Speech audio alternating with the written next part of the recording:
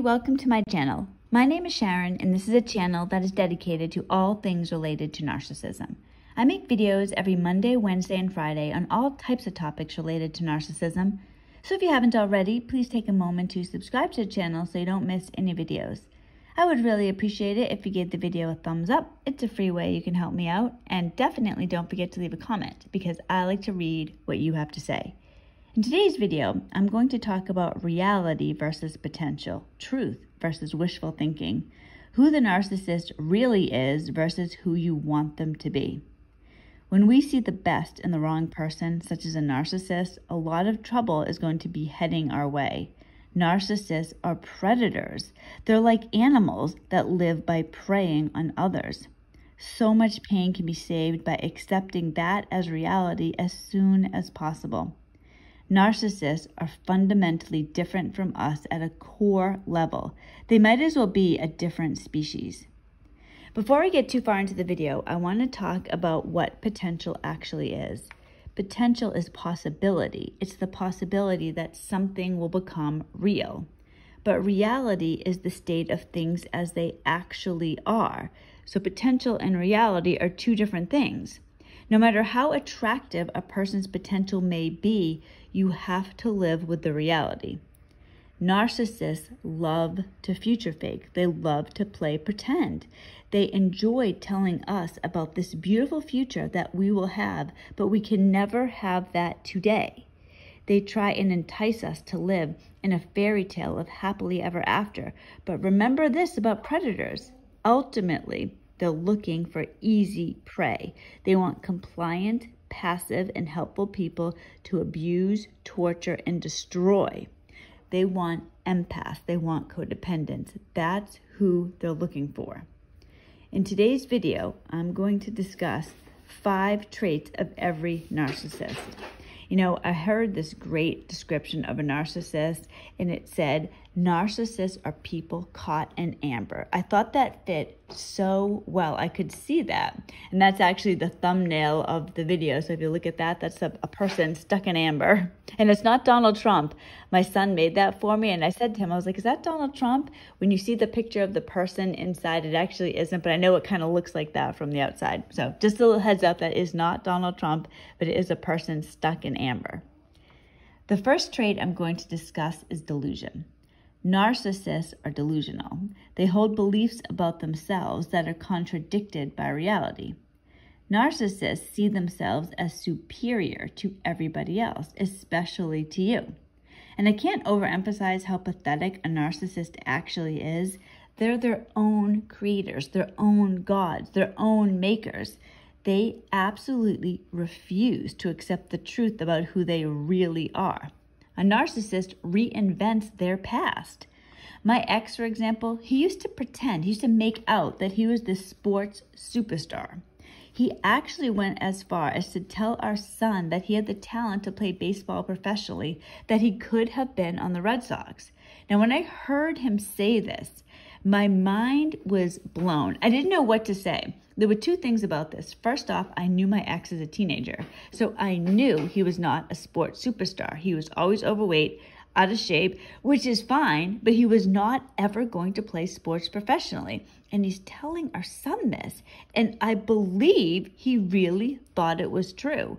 And I used to think also, another thing, when he would say this, I would think to myself, really? So you gave up millions of dollars to play professional sports on the Boston Red Sox, and instead you decided to be in some subpar job in finance, working long hours with a long commute. That's what you did. So you could have been a millionaire, but you decided to work an average finance job.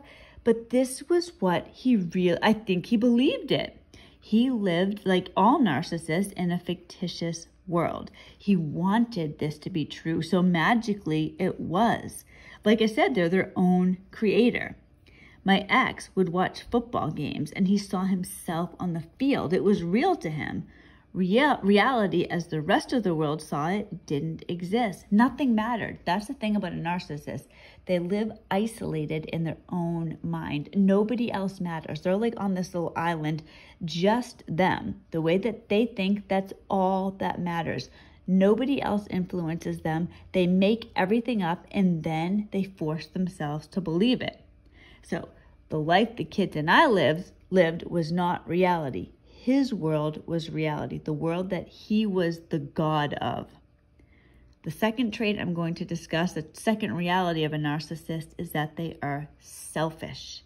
Now, this is selfishness. This type of selfishness is a main trait of narcissism. And when I say selfish, we are speaking of the unadulterated view that the narcissist must have whatever they want with zero consideration for anybody else, their spouse, their children, their pets, anybody. Nobody matters but the narcissist. The narcissist isn't a part of the family. They have a family because it makes them look good. It makes them fit in. People admire them because they have a family. But they don't actually consider themselves a part of the family. The family exists to serve them. They are supremely selfish. Everything is about them. Everything is about making the narcissist happy. And they have no problem stepping on their own children. A narcissist is consumed with themselves, with their needs, with their well-being. The next one I'm going to talk about is the lack of empathy. This, of course, is the trait that's most associated with narcissism, lack of empathy. And this lack of empathy is total. It's complete. They don't care about anybody else. Consequences of their actions are not a concern. For many of us who are parents, the narcissist's complete absence of concern for their children's feelings is shocking. If you're with a narcissist, you'll see this. The last day I lived with my ex went very poorly. He hurt himself and told the police that I did it. I had to call the police because he was literally hurting himself right in front of the kids and I. Now today, this is actually something that my kids and I laugh about. And I mentioned in the last video, I'm thinking about doing a video next week about kids and narcissism. Because my kids, since we've moved, and I've always been very open with my kids are doing pretty well. And I want to talk, not like I'm bragging about this, I want to talk a little bit about why I think that is. And one of the main reasons that I think my kids are doing well, and my daughter actually told me this, which is why I think this, is that I've always been very open with my kids. I've never kept things hidden from them. They, granted my kids are older, they are both teenagers, but I've told them the facts from the very beginning. So we laugh. We actually laugh about this. And I had actually read something. I don't know if anybody knows who Viktor Frankl is. He was a doctor who survived the Holocaust. And, he had written extensively on why some people are able to get through the horror, terrible tragedies happening to them, and others are not. And one of the things that he said is having a sense of humor. Even if it's a dark sense of humor, it helps. And that really is something that my kids and I have done. So my kids and I actually laugh about what happened the last day that my ex was living at the house. My ex told the police. Now my ex, I'm a small person. My ex is literally 3 times my size. So the last day we were together, he got very angry and he started banging his head against the wall. And when I called the police because I was afraid, he told the police I did it. Now what he told the police I did, here we go talking, I can go back to delusions here. He told the police that I lifted him up. So I lifted someone up 3 times my size, banged with one hand because I was talking on the phone to 911 with the other one. So I apparently lifted up a man 3 times my size, banged his head with one hand over and over into the wall.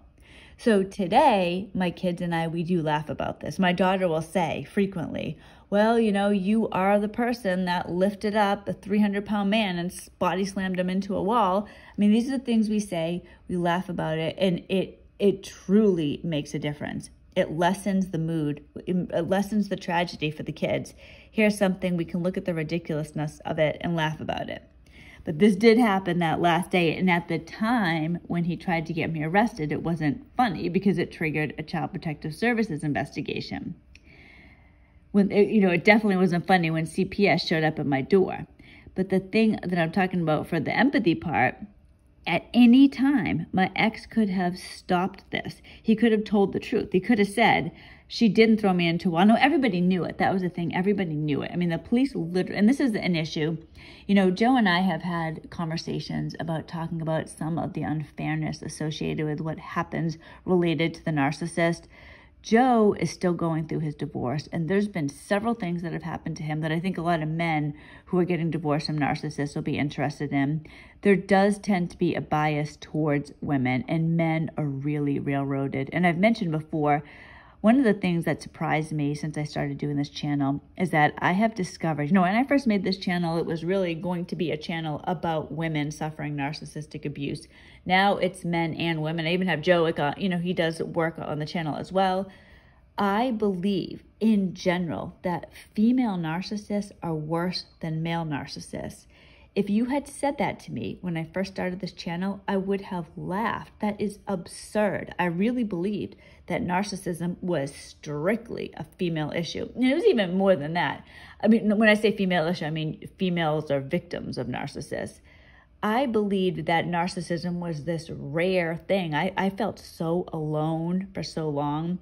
Since I've started YouTube, since I've learned a lot and I've met people, talked to people, spoken to people, that is not close at all. Narcissism is almost like a plague on society. It's prevalent. It's horrendous. It is just, it's terrible.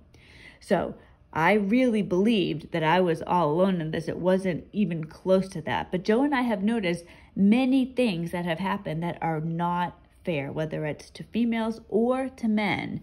And one of the things is that, in this case here, the police knew, everyone knew, it wouldn't, even if I wanted to, and believe me, I have wanted to do this at times. If I wanted to pick up my ex with one hand and slam him into a wall, I wouldn't be able to do it. I wouldn't have the strength to do it. I'm scrawny. Like, there's no way I could do it. I know I wouldn't be able to do it.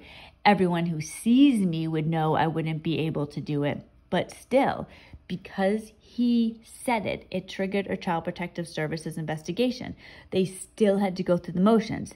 I'm literally sitting in my house with a CPS agent telling me, she's reading me the police report and telling me, well, I know that this couldn't have happened, but I still need to interview some of your friends. I had to have 2 people interviewed by CPS for a lie that both the police and the CPS agency knew was a lie. So this is, you know, these are some of the things. So if anything like this has happened to you, can you please put it in the comments or email me and let me know? Because like I said, Joe and I are really thinking about doing some videos about this because there really are some ridiculous things. I have my channel and I like to talk about narcissism and help people. I'm doing counseling now. I'm really trying to make a difference, and so is Joe. But if I could go even further than that, I'd really like to, because I think so much has to change. And if we don't start the change, it's never going to happen. We who have been victims of narcissists have been beaten down by the narcissist and oftentimes the system as well. I really do want to try to make a change. So please email me, leave in the comments anything that you think is important to discuss and bring to the attention of, who knows, CPS, the police, somebody. Because some of these things that have happened are just outrageous.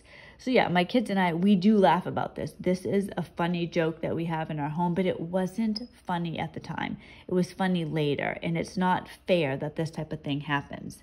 But my ex, he could have stopped this at any time, but he didn't have any empathy. It didn't bother him. You know, the day that Child Protective Services came over, I had to say to my kids, you know, because I didn't want something bad to happen and them have no idea that this was a possibility. So I told them, I said, you know, listen, you guys, and I tried to be very calm and okay and matter of fact about it, but still, I said, there's a chance they're going to take you away. They're going to take you out of the house. If that happens, I'm going to try to have you stay with a friend. You know, I'm trying to talk to them. I'm like, and I will make sure to, I will definitely get you back. I just don't want you to freak out. If they take you somewhere, it's okay. I'm going to be okay and know that I'm going to be fighting to get you back as soon as possible. You go, you stay with our friends, you have a good time. You know everything's going to be okay. I mean, this is a conversation I'm having with my kids over a lie. Their own father could have prevented all of this, but he didn't want to get in trouble. He didn't care about the kids. They didn't matter. Their feelings didn't matter. My feelings didn't matter. I was the one that was lied about, but it doesn't matter to the narcissist. So this is who you're dealing with. In a million years, at the beginning of I call it an entanglement, at the beginning of my entanglement, I never, ever would have believed that my ex could ever do something like this. If you said that to me, I would have been like, that's absurd. If they are a narcissist, they are capable of anything. They are capable of the most vile acts. Now, I am not saying that all narcissists are murderers, but they are capable up to murder. Nothing is more important than the narcissist.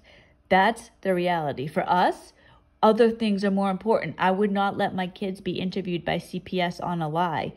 They don't care. So this is part of what I'm talking about in today's video.